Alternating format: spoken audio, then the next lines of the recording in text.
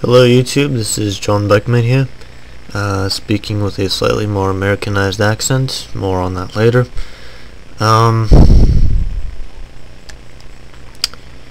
Godzilla and Soundwave requested a review of the G.I. Joe Resolute Cobra Commander, so here we go. One thing real quick, this is not a stop motion review, this is a slideshow review. Another thing, if you look in the description box, there will be like the file card for these characters. That's what will be there. With Transformers, you'll find tech specs and bios, stuff like that. So just thought I'd show on to that, and now on to the actual review.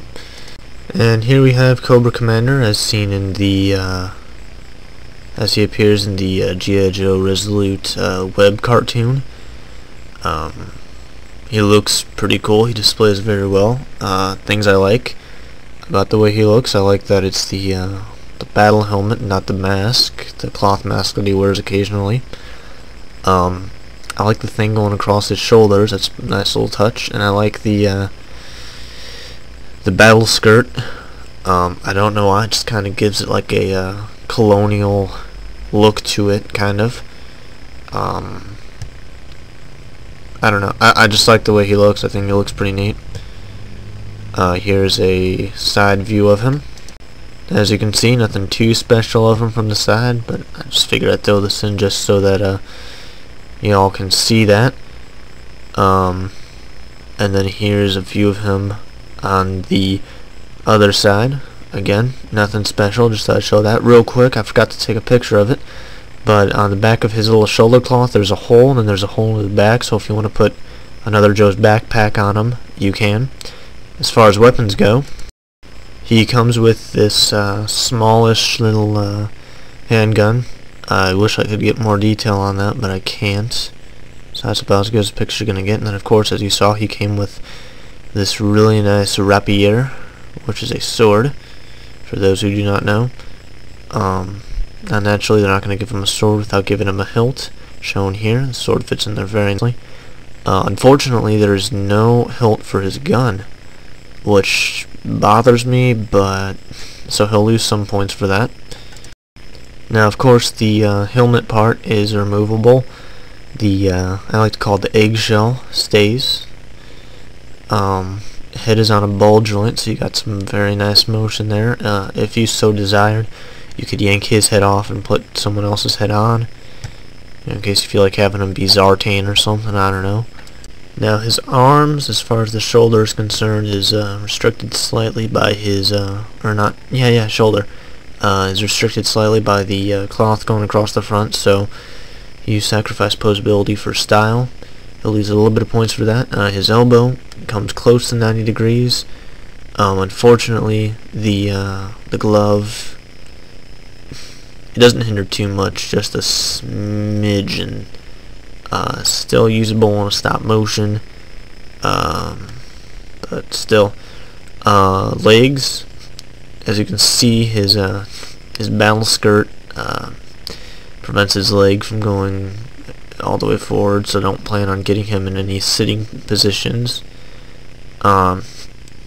Knees are double jointed, but that's about as far back as they can bend, because then the boot hits on the back of the skirt.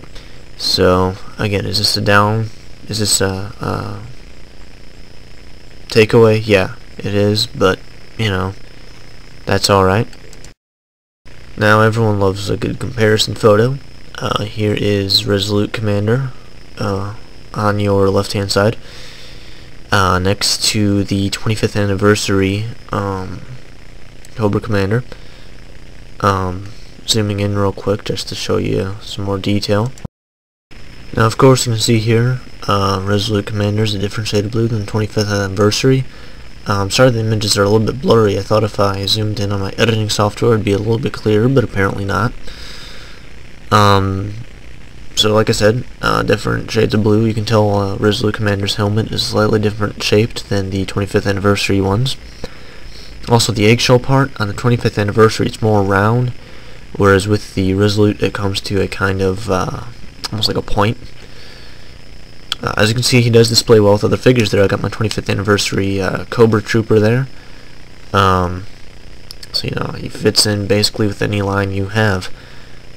Now, this guy is 3.75 inches tall. To those of you who are having trouble picturing that, if you own the first movie's Optimus Prime, this is how big he is next to him. So, hopefully it helps you all out in case you don't own a ruler. If you don't own a ruler, what the heck? Or if you live in England because you do not know how tall an inch is. So if any of my British buddies out there have the first movie Optimus Prime, now you know about how big a G.I. Joe figure is. Yeah. So now the question arises, do I recommend you try and hunt this figure down? I say why not. If you're into G.I. Joe, if you think you might like this toy series, I know I do. Naturally, that's why I own these guys. There are two versions of this. There's this one which was sold in a single pack, and then there's one that's black and red, which was sold in a 5-pack with Duke, a Cobra Trooper, I think. Heck, I can't remember who's in the 5-pack now. If you're into the black and red series, I guess I would go ahead and say go and get that. I like the more, I like the blue, basically. Now this guy was sold under the 25th anniversary banner. So if you're on Amazon.com and stuff, and Resolute Cobra Commander isn't turning up any search results, just, you know, try either Cobra Commander or 25th anniversary Cobra Commander. I don't know. People type in some pretty weird things these days, so Primus knows what you'll find, right?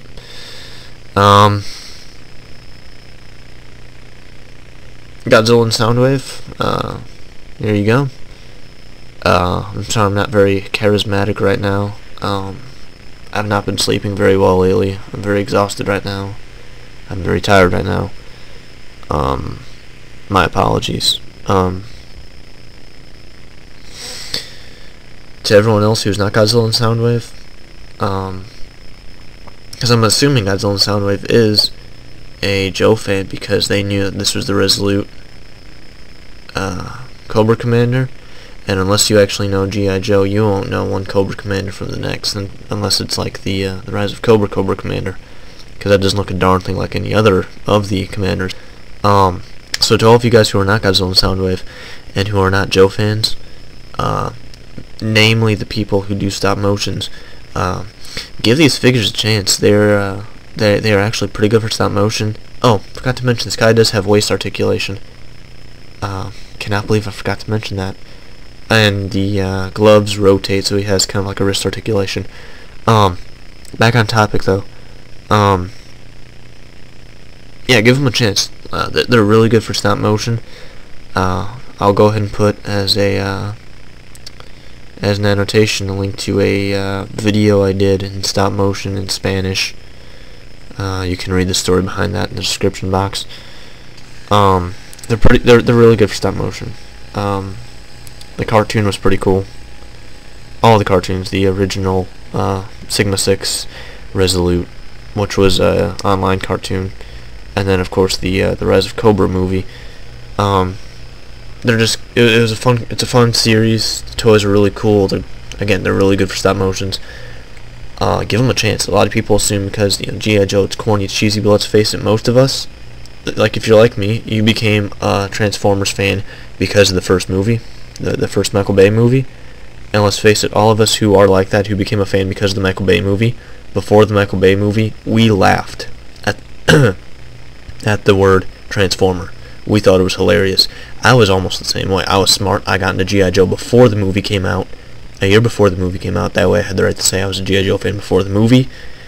I was intelligent like that.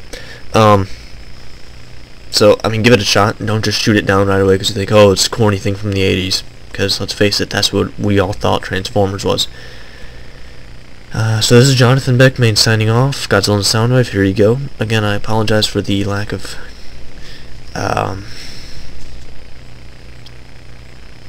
charismaticness. And check the description box. See y'all later. Good night.